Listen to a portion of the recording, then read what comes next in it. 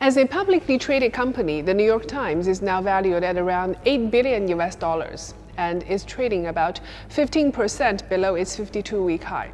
Its 2020 annual net profit fell 28% from the previous year, and its revenue also slid about 1.5%.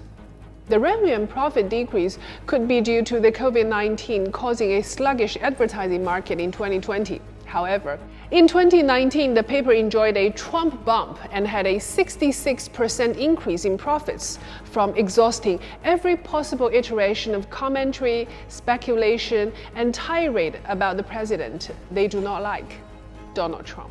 I used to love reading the New York Times, and as it proudly flagged itself as independent journalism and making reporting in critical moments on its subscription page to encourage users to pay for its premium content. Some OPED columns used to be enlightening as well, and I had a good time reading them. But I guess those good old days are gone. In those good old days, the newspaper itself claimed to be holding the line of Francis Fukuyama's end of history, the notion that all serious ideological conflict crashed to a halt with the suspension of the Cold War, leaving only regional trade and maybe monetary policy to be debated. Ironically, nowadays with Fukuyamaism taking a serious blow with the enlarging wealth inequality and political unrest in the US and its end of history losing credibility with himself, calling for a comeback of socialism, the New York Times also has apparently lost its way on its own news reporting. Several days ago, there was a report in New York Times mocking the Chinese government for deploying various tactics to push its citizens to get vaccinated, from providing free ice cream to using coercive force.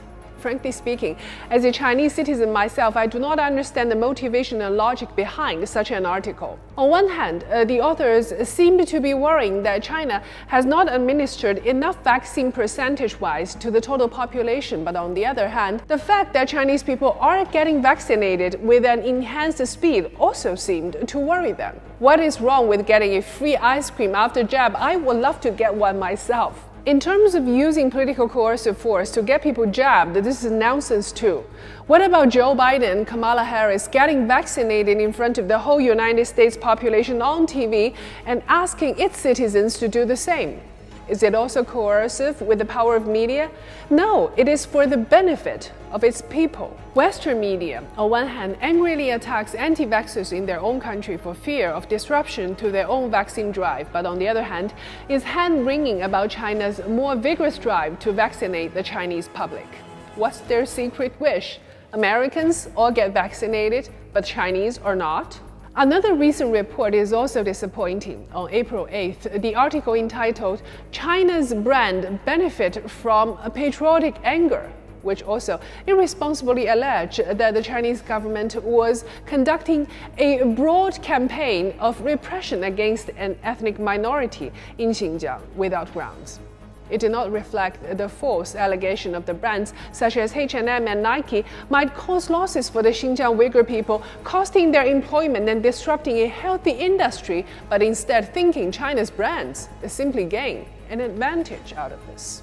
If false reports on China can bring in more advertisement revenue and gain eyeballs in current environment, I totally understand from business perspective with revenue pressure by market forces that the New York Times has to generate biased reports as mentioned earlier.